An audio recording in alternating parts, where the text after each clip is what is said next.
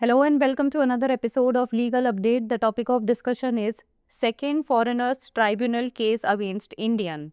Why in news?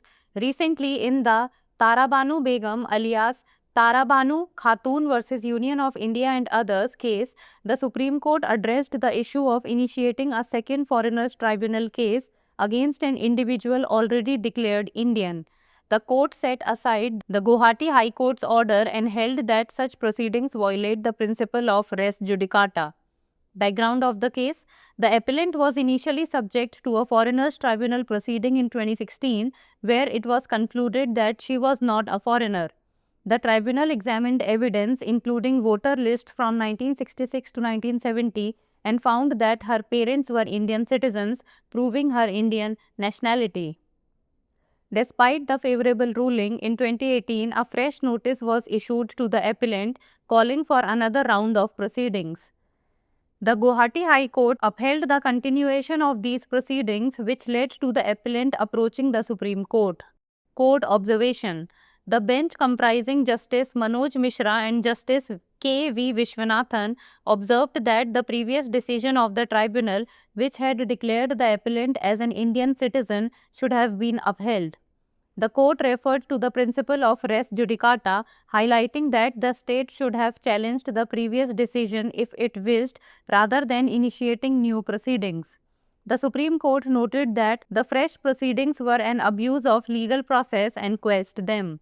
Legal provisions involved: Foreigners Act 1946 governs the determination of whether a person is a foreigner and provides the legal framework for proceedings before the Foreigners Tribunal.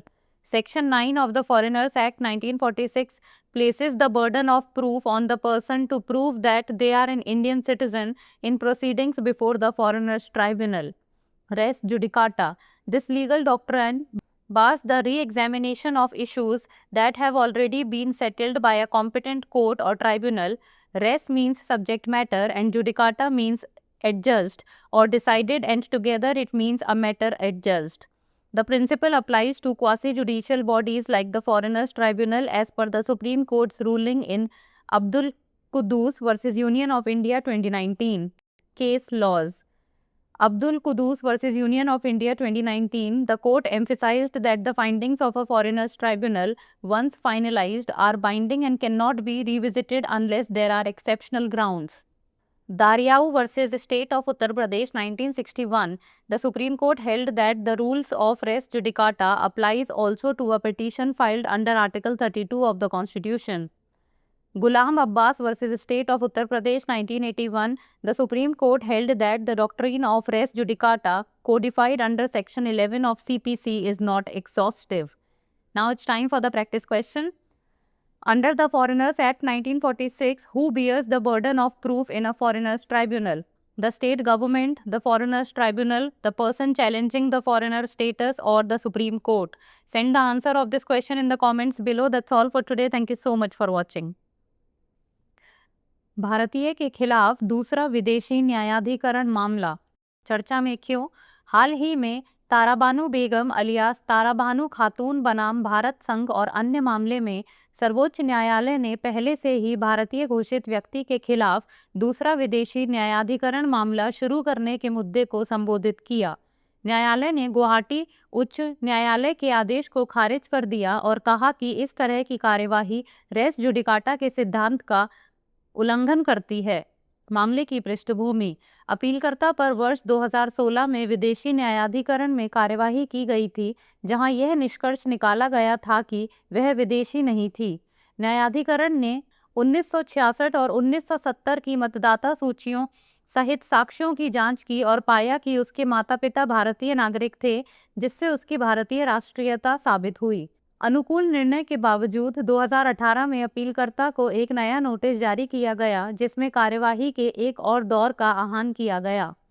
Guwahati उच्च न्यायालय ने इन कार्यवाहियों को जारी रखने का समर्थन किया, जिसके परिणामस्वरूप अपीलकर्ता ने सर्वोच्च न्यायालय का दरवाजा खटखटाया।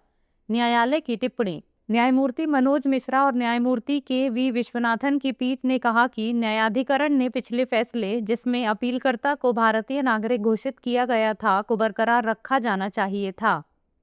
न्यायालय ने रेस जुडिकाटा के सिद्धांत का उल्लेख करते हुए इस बात पर प्रकाश डाला कि यदि राज्य चाहता तो उसे नई कार्यवाही शुरू करने के बजाय पिछले निर्णय को चुनौती देनी चाहिए थी। सर्वोच्च न्यायालय ने कहा कि नई कार्यवाही कानूनी प्रक्रिया का दुरुपयोग थी तथा उसे रद्द कर दिया गया। इसमें शामिल कानूनी प्रावधान: विदेशी अधिनियम 1946। यह अधिनियम किसी व्यक्ति के विदेशी होने के निर्धारण को नियंत्रित करता है तथा विदेशी न्यायाधिकरण के समक्ष कार्यवाही के लिए कानूनी ढांचा प्रदान करता है। विदेशी विषयक अधिनियम 1946 की धारा 9 के अनुसार विदेशी विषयक न्यायाधिकरण के समक्ष कार्यवाही में यह साबित करने का भार व्यक्ति पर है कि वह भारतीय नागरिक है। रेस जुडिकाटा: यह कानूनी सिद्धांत उन मुद्दों की पुनः जांच को रोकता है जो पहले ही एक समक्ष न्यायालय या न्यायाधिकरण द्वारा निपटाए जा चुके हैं। रेस का मतलब है विषय वस्तु और जुडिकाटा का मतलब है निर्णित या निर्णय दिया गया, और मिलाकर इसका अर्थ है एक निपटाया हुआ मामला। अब्दुल कुद्दूस बनाम भारत संघ 2019 में सुप्रीम कोर्ट के फैसले के अनुसार यह सिद्धांत विदेशी न्यायाधिकरण जैसी अर्ध न्यायिक निकायों पर लागू होता है।